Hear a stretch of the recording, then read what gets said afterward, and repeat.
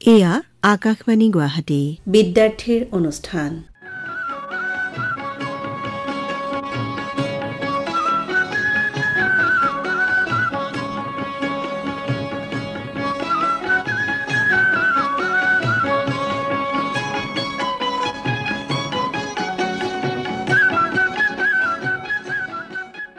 মৰমৰ ছাত্ৰ ছাত্ৰীসকল, তোমালোক আটাইকে প্ৰীতি আৰু শুভেচ্ছা জনাই আজিৰ অনুষ্ঠান মুকলি কৰিছোঁ।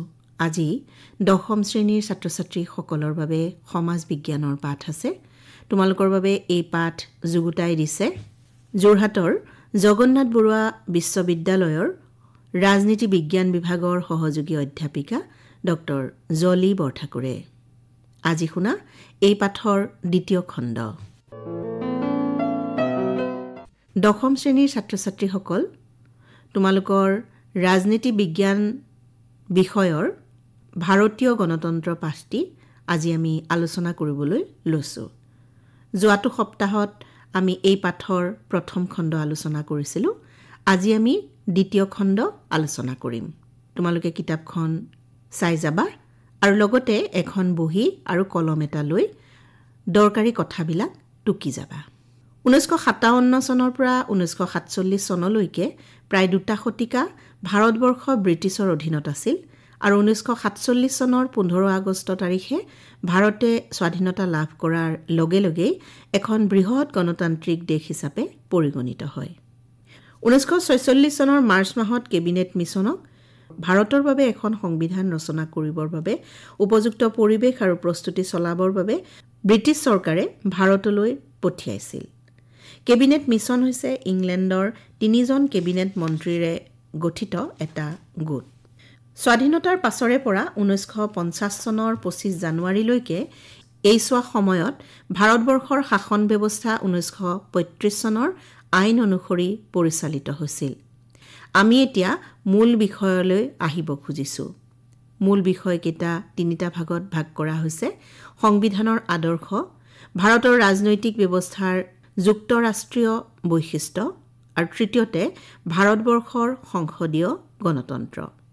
আমি যোৱাটো পাঠত সংবিধানৰ আদৰ্শ সম্পৰ্কে আলোচনা কৰিছিলোঁ।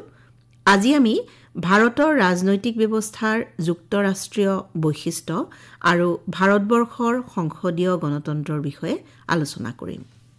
যুক্তৰাষ্ট্ৰৰ বৈশিষ্ট্যসমূহ আলোচনা কৰাৰ আগতে আমি জানিব লাগিব যুক্তৰাষ্ট্ৰনো কি।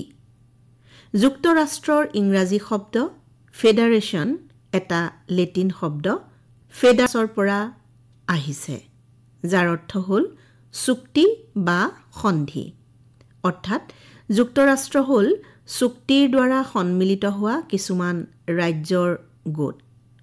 পৃথিৱীত যুক্তৰাষ্ট্ৰীয় পদ্ধতিৰ প্ৰথম প্ৰৱৰ্তন হৈছিল আমেৰিকাত। সেইবাবে আমেৰিকাক যুক্তৰাষ্ট্ৰৰ গৃহভূমি বুলি জনা যায়।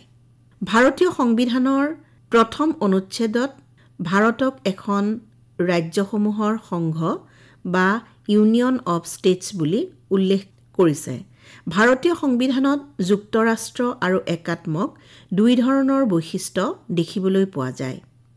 প্ৰথমতে আমি 2 ধৰণৰ বৈশিষ্ট্যসমূহ আলোচনা কৰি ল'লেই ভাৰতৰ যুক্তৰাষ্ট্ৰীয় প্ৰকৃতি সম্পৰ্কে ধাৰণা কৰি ল'ব পাৰিম। এতিয়া যুক্তৰাষ্ট্ৰীয় বৈশিষ্ট্যসমূহ এনেধৰণৰ: প্ৰথমে দ্বৈত চৰকাৰৰ ব্যৱস্থা। 2 ধৰণৰ চৰকাৰ যুক্তৰাষ্ট্ৰৰ প্ৰধান বৈশিষ্ট্য। ভাৰততো কেন্দ্ৰীয় আৰু ৰাজ্যিক 2 ধৰণৰ চৰকাৰ আছে। ভাৰতত বৰ্তমান এখন কেন্দ্ৰীয় চৰকাৰ আৰু 28খন ৰাজ্যিক চৰকাৰ আছে। দ্বিতীয়তে ক্ষমতাৰ বিভাজন। ক্ষমতাৰ বিভাজনো যুক্তৰাষ্ট্ৰৰ অন্যতম বৈশিষ্ট্য। ভাৰতীয় সংবিধানে 3খন তালিকাৰ দ্বাৰা কেন্দ্ৰীয় চৰকাৰ আৰু ৰাজ্যিক চৰকাৰৰ মাজত ক্ষমতা বিভাজন কৰিছে। তালিকা 3খন হৈছে কেন্দ্ৰীয় তালিকা, ৰাজ্যিক তালিকা আৰু উমৈহতীয়া তালিকা। কেন্দ্ৰীয় তালিকাত 98টা বিষয়, ৰাজ্যিক তালিকাত 61টা, পূৰ্বতে 66টা আৰু উমৈহতীয়া তালিকাত 52টা, পূৰ্বতে 47টা বিষয় আছে। উমৈহতীয়া তালিকাৰ বিষয়ত কেন্দ্ৰ বা ৰাজ্যই আইন প্ৰণয়ন কৰিব পাৰে। তৃতীয়তে, লিখিত আৰু দৃঢ় সংবিধান। ভাৰতীয় সংবিধানখন এখন লিখিত সংবিধান, কিয়নো যুক্তৰাষ্ট্ৰৰ সংবিধান লিখিত হ'ব লাগে। আৰম্ভণিতে সংবিধানত ৩৯৫টা, বৰ্তমান ৪০৪টা অনুচ্ছেদ, ৯টা, বৰ্তমান 12টা অনুসূচী আছে। আমাৰ সংবিধানৰ কিছুমান দফা সংশোধন কৰিবলৈ বিশেষ ব্যৱস্থা গ্ৰহণ কৰিব লগা হয়। সেইবাবে আমাৰ দেশৰ সংবিধানখন আংশিকভাৱে দৃঢ় আৰু আংশিকভাৱে নমনীয় বুলি কোৱা হয়। চতুৰ্থতে, সংবিধানৰ সৰ্বোচ্চতা। যুক্তৰাষ্ট্ৰত সংবিধানখন সৰ্বোচ্চ আইন বুলি স্বীকৃতি দিয়া হয়, যিটো ব্যৱস্থা আমাৰ দেশতো আছে। কেন্দ্ৰীয় আৰু ৰাজ্যিক চৰকাৰে সংবিধানৰ বিধি অনুসৰি আইন প্ৰণয়ন কৰে আৰু সংবিধানৰ বহিৰ্ভূত হ'লে উচ্চতম ন্যায়ালয়ে তেনে আইনক বাতিল কৰিব পাৰে। ইয়াৰ পিছত দ্বি-সদনযুক্ত বিধানমণ্ডল। ভাৰতীয় সংবিধানৰ আইনসভা দ্বি-সদনযুক্ত, উচ্চ সদন ৰাজ্যসভা, নিম্ন সদন লোকসভা। ৰাজ্যসভাই অংগৰাজ্যসমূহক প্ৰতিনিধিত্ব কৰে। ইয়াৰ পিছত এককেন্দ্ৰিক বৈশিষ্ট্যসমূহ এনেধৰণৰ: একক সংবিধান। ভাৰতবৰ্ষত ৰাজ্যসমূহৰ বাবে সুকীয়া সংবিধানৰ ব্যৱস্থা কৰা নাই। কেন্দ্ৰ আৰু ৰাজ্যই একেখন সংবিধানৰ পৰাই ক্ষমতা আহৰণ কৰে। একক নাগৰিকত্ব। এই ব্যৱস্থাৰ যোগেদি ভাৰতত সকলো জনসাধাৰণেই ভাৰতীয় নাগৰিক। ভাৰতত ৰাজ্যসমূহৰ নাগৰিকত্ব প্ৰদান কৰা নাই যদিও যুক্তৰাষ্ট্ৰত দ্বৈত নাগৰিকত্ব থাকিব লাগে। তৃতীয়তে, ৰাজ্যপালক ৰাষ্ট্ৰপতিৰ দ্বাৰা নিযুক্তি দিয়া ব্যৱস্থাটো একাত্মক চৰকাৰৰহে বৈশিষ্ট্য। এতিয়া দেখা গ'ল যে ভাৰতবৰ্ষৰ সংবিধানত যুক্তৰাষ্ট্ৰীয় আৰু একাত্মক দুই ধৰণৰ চৰকাৰৰ বৈশিষ্ট্য দেখিবলৈ পোৱা গ'ল। গতিকে আমি নিশ্চিত হ'লোঁ যে ভাৰত এখন যুক্তৰাষ্ট্ৰ নহয়, অৰ্ধ যুক্তৰাষ্ট্ৰহে। ছাত্ৰ ছাত্ৰীসকল, এইটো পাঠৰ শেষত অৰ্থাৎ তৃতীয়টো বিষয়বস্তু হৈছে ভাৰতবৰ্ষৰ সংসদীয় গণতন্ত্ৰ। এই সম্পৰ্কে আলোচনা কৰাৰ আগতে আমি জানিব লাগিব সংসদীয় গণতন্ত্ৰনো কি। সংসদীয় গণতন্ত্ৰ হৈছে এটা শাসন ব্যৱস্থা য'ত জনপ্ৰতিনিধিৰ দ্বাৰা গঠিত এটা সন্থাৰ হাতত শাসনৰ সৰ্বোচ্চ ক্ষমতা অৰ্পণ কৰা হয়। আমেৰিকা যুক্তৰাষ্ট্ৰত এনে সন্থাক কংগ্ৰেছ আৰু ভাৰতবৰ্ষ, ইংলেণ্ড আদি দেশত সংসদ অৰ্থাৎ পাৰ্লিয়ামেণ্ট নামেৰে জনা যায়। ভাৰতবৰ্ষৰ সংসদ দুখন সদনেৰে গঠিত, ৰাজ্যসভা আৰু লোকসভা। এই দুখন সদনৰ লগতে ৰাষ্ট্ৰপতিজনো ভাৰতৰ সংসদৰ অবিচ্ছেদ্য অংগ।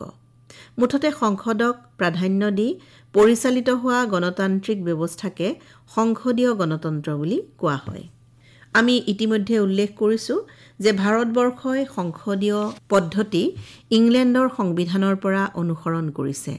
অৱশ্যে 1935 চনৰ ভাৰত চৰকাৰ আইনখনেও সীমিত ৰূপত পৰাধীন ভাৰতত সংসদীয় চৰকাৰ পদ্ধতি আৰম্ভ কৰিছিল।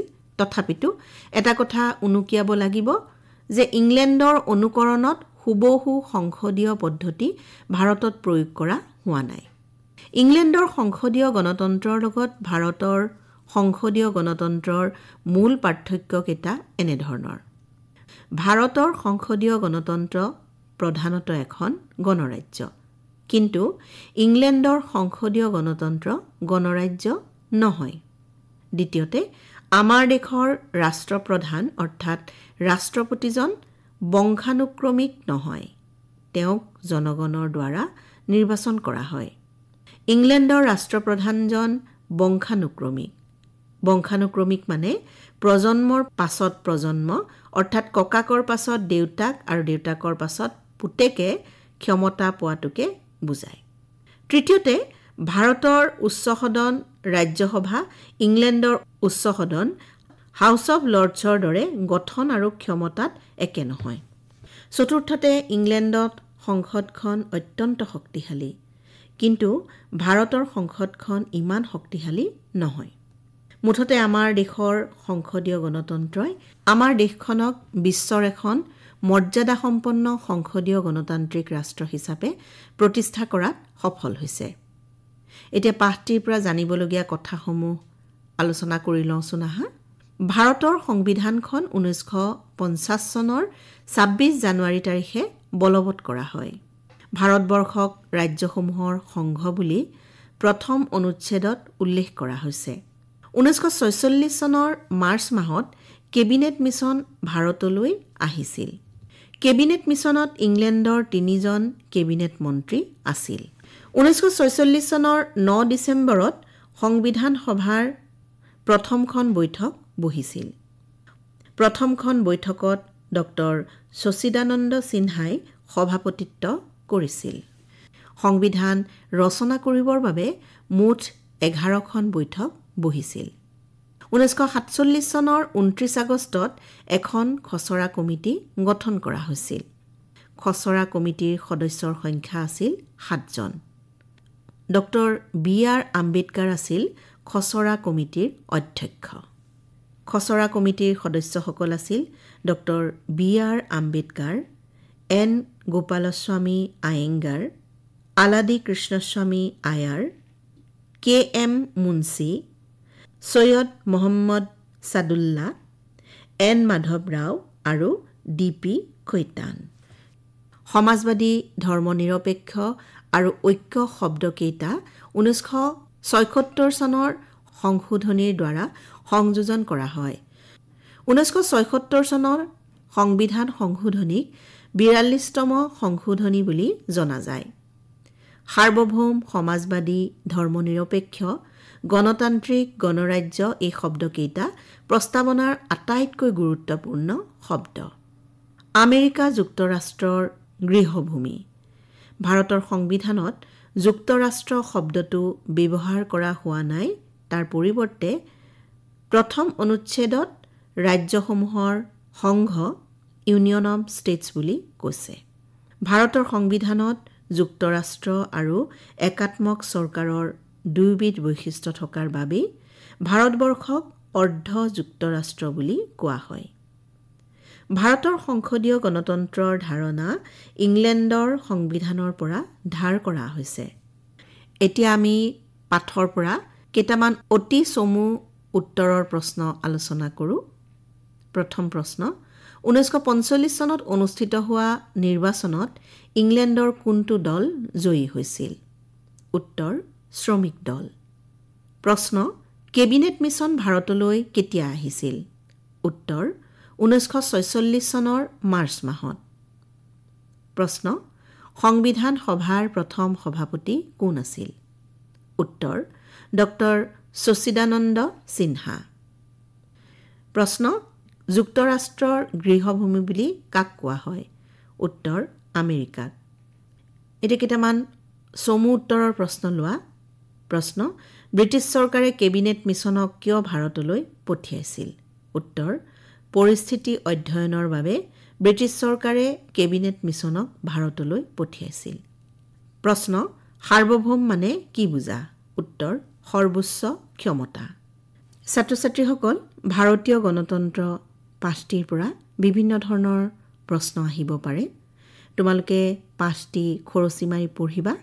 পাঠটো ভালদৰে পঢ়িলে যিকোনো ধৰণৰ প্ৰশ্নৰ উত্তৰ তোমালোকে সহজে কৰিব পাৰিবা।